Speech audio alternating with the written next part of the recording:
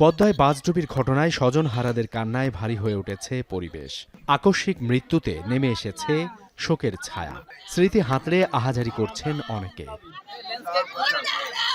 দুর্ঘটনায় মৃত ২৬ জনের মধ্যে রয়েছে জাহাঙ্গীরনগর বিশ্ববিদ্যালয়ের শিক্ষার্থী রায়্যান এবং তার মা ও ভাগ্নে। বাস থেকে লাফিয়ে প্রাণে বেঁচে ফিরেছেন তার বোন। ভেঙে গেছে তার একটি হাত। জানাজা শেষে দুপুরে রাজবাড়ী সদরের ভবানীপুর পৌর কবরস্থানে ৩ জনকে দাফন করা হয়।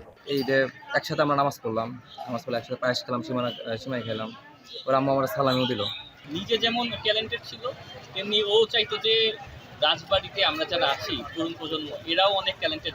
রাজবাড়ী সদরের সজ্জনকান্দায় একই পরিবারের ২ জন এবং বরাট এলাকায় ২ জন সহ জেলায় অন্তত ১৫ জনের দাফন সম্পন্ন হয়েছে।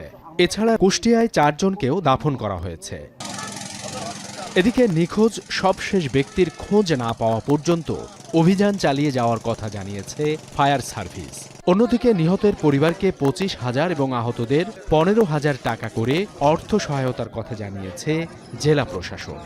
নতুন রিন গভীর থেকে পরিষ্কার করে কাপড়কে রাখে নতুনের মতো উজ্জ্বল। নতুন রিন অ্যাডভান্সড পাউডার। সংখ্যাটা পরিপূর্ণভাবে যখন আমরা নিরূপণ করতে পারবো, তখন তাদেরকে আমরা সবাই মিলে আমরা পরিবারগুলোকে স্থায়ী পুনর্বাসনের সর্বোচ্চ চেষ্টা করব। দুর্ঘটনার কারণ জানতে অতিরিক্ত জেলা প্রশাসককে প্রধান করে ৫ সদস্যের এবং বিআইডব্লিউটিসির পক্ষ থেকে আলাদা আরও একটি তদন্ত কমিটি গঠন করা হয়েছে। আমরা এই পল্টনটাতেও আরো রেলিং এবং অন্যান্য কাজ যা করা লাগবে সেগুলো করার জন্য আমরা পর্যাপ্ত বাজেট দিব, ভবিষ্যতে যাতে এই ধরনের কোনো ঘটনা না ঘটে।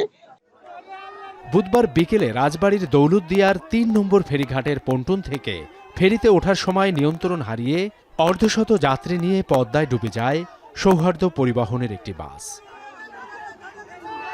সাবিত সারোয়ার, এখন।